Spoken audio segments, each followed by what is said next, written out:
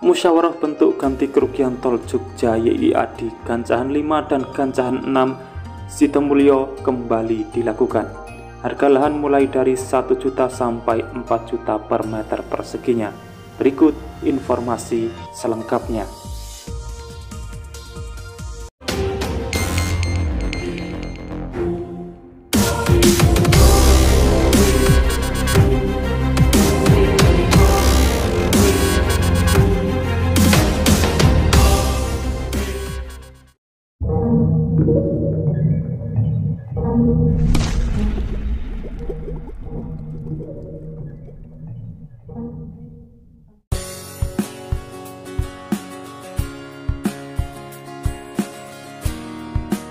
Pembebasan lahan tol Jogja YIA di Gancahan 5 dan Gancahan 6 Sitomulyo Sleman mulai memasuki musyawarah penetapan ganti kerugian.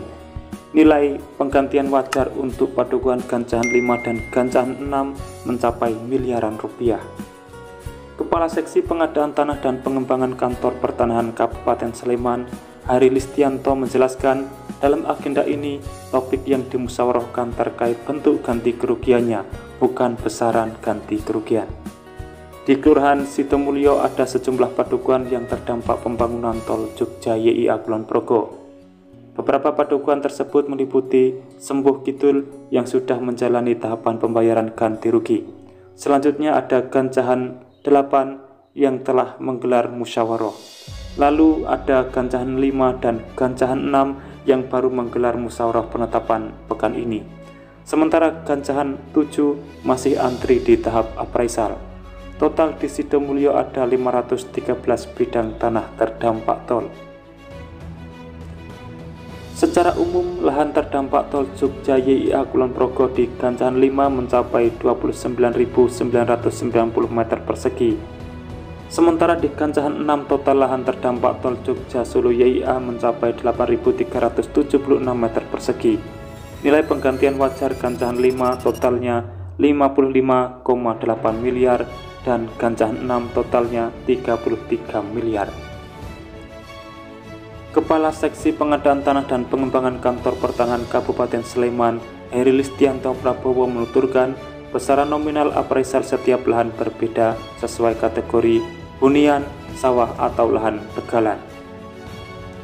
Heri memaparkan besaran appraisal untuk Gancahan 6 detailnya, sawah dengan akses jalan 8 meter, besaran harganya 2.689.000 sampai 3.072.000 per meter persegi.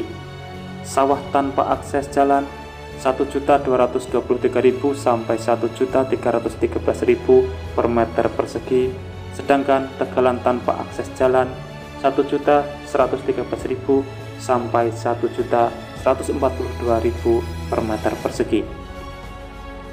Detail appraisal di Dusun Gancahan 5 untuk pekarangan dengan akses jalan 8 meter 3.426.000 sampai 3.601.000 per meter persegi. Pekarangan dengan akses jalan 4 meter 3.137.000 per meter persegi. Sawah dengan akses jalan 8 meter 3.165.000 sampai 3.174.000 per meter persegi. Lalu untuk tegalan dengan akses jalan 8 meter 3.070.000 hingga 3.349.000 per meter persegi. Lalu tegalan dengan akses jalan 4 meter 2.809.000 hingga 2.954.000 per meter persegi. Heri menuturkan total lahan terdampak sejatinya 131 bidang, hanya saja yang berstatus milik pribadi atau organisasi sebanyak 118 bidang tanah. Sisanya merupakan lahan yang berstatus fasilitas umum masyarakat. Pihaknya pun mengundang pemilik 118 bidang tanah ke kantor Kelurahan Sitomulyo. Agendanya berupa musyawarah bentuk ganti kerugian tol Jogja Solo YIA Seksi 3 atau ruas Jogja YIA. Proses ini untuk mengetahui besaran pembayaran uang ganti kerugian yang akan diterima warga. Dari total bidang tersebut, sebanyak 10 bidang berstatus tanah kas desa Sultan Gron. Penanganan TKDSG berbeda dengan milik warga. Ini karena ada skema khusus untuk ganti rugi terdampak. Setelah tahapan musyawarah penetapan bentuk ganti kerugian, berkas lahan terdampak Tol Jogja YIA Kulon Progo akan menjalani serangkaian proses sebelum akhirnya dapat dicairkan. Setelah ini akan masuk tahapan validasi berkas. Setelah divalidasi berkas akan dikirimkan ke PPK Pengadaan Tanah Tol Jogja YIA Kulon Progo. PPK selanjutnya akan meneruskan berkas ke Kementerian PUPR lalu ke Elman. Selanjutnya Elman akan memverifikasi ulang berkasnya. Nanti dari sekian itu ada yang diterima, ada yang ditolak.